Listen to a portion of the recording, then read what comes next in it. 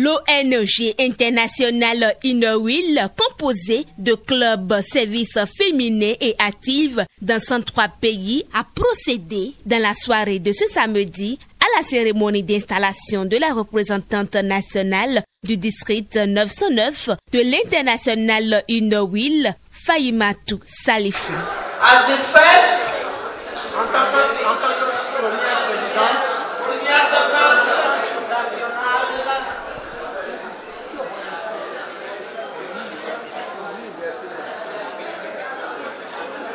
of District 909, the District 909, that comprises of all the countries that belong to the Francophone. Heureuse, elle nous parle de sa vision future au sein du district.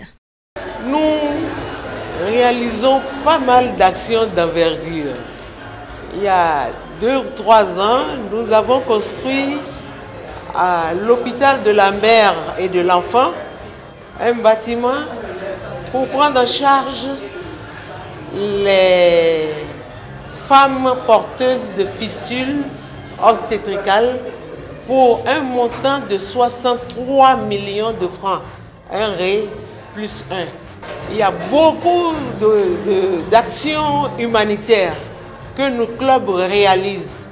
Mais jusque-là, ces grandes actions ne sont pas visibles à l'international. Nous sommes comme des inconnus parce que nous n'avons pas de candidate qui siège au haut de la pyramide. C'est pour cela que, grâce à notre amie, présidente internationale, Yemisi Ala Tiché, nous avons pu gravir cet échelon. Désormais, nos voix seront entendues au sommet, à l'international. Nos actions seront connues et la collaboration sera plus aisée. Et nous allons en profiter beaucoup plus. Elle est installée par la première femme africaine présidente internationale de Inowil qui nous livre ici ses sentiments. C'est a beautiful event and it is a step in the very right direction. It is a step to get District 909 into international. After serving as a national rep, she stands to be nominated, to be voted for as a board director. So it is time 909 take their place in the international fold in Inawil world. Well, the strength in international Inawil is in the club, because it is the club that votes for the district, is the club that votes for national rep, is the club that votes for international. So I will implore them to make sure that all their clubs are strong, they form more clubs and they form more districts. And I wish them a steady growth in the international world. Cela fait plus de 16 ans déjà que le district 909 de l'international Inowil a vu le jour sous la direction de Fatou Thiam, qui aujourd'hui est fier de l'ascension de son district. Moi, j'ai une grande fierté. Le premier sentiment que j'ai, en tout cas, devant cet événement, c'est une grande fierté de voir un bébé grandir.